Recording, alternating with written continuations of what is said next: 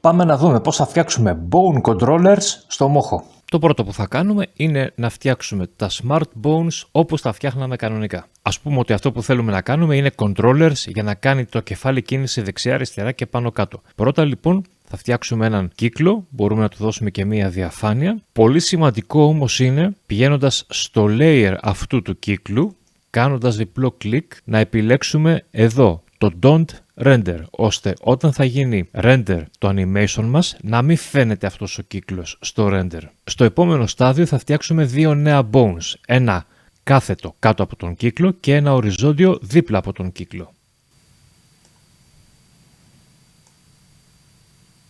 Είναι σημαντικό για αυτά τα δύο νέα Smart Bones να πάμε εδώ στο Bone Constraints και να δώσουμε τιμές στο Angle Constraints από 30 έως και μείον 30 αρνητικές. Με αυτόν τον τρόπο το οστό δεν θα ξεπερνάει τα άκρα του κύκλου και στο πάνω μέρος, στο πάνω κάτω δηλαδή του κεφαλιού, όπως θα δούμε αργότερα, και στο άλλο bone, στο δεξιά-αριστερά. Σε αυτά τα δύο νέα Smart Bones λοιπόν, θα συνδέσουμε τις κινήσεις αντίστοιχα δεξιά-αριστερά και πάνω-κάτω του κεφαλιού. Θα συνδέσουμε ουσιαστικά τα προηγούμενα Smart Bones. Οπότε βλέπετε εδώ ότι έχουμε βάλει κάτω το δεξιά-αριστερά και παίρνει την κίνηση του κεφαλιού, αντίστοιχα εδώ, και σε άλλη σύνδεση με το πάνω-κάτω οστό, ακριβώς την κίνηση πάνω-κάτω. Κατόπιν με ένα απλό κλικ φτιάχνουμε ένα ας πούμε bone στο κέντρο του κύκλου. Θα του δώσω και την ονομασία εδώ Head Target και έπειτα επιλέγουμε τα δύο προηγούμενα Smart Bones. Πηγαίνουμε στο Bone Constraints, στο Inverse Kinematics και επιλέγουμε να χτυπάνε εντός εισαγωγικών στο Head Target. Έτσι τώρα αυτό το οστό ελέγχεται από το Head Target.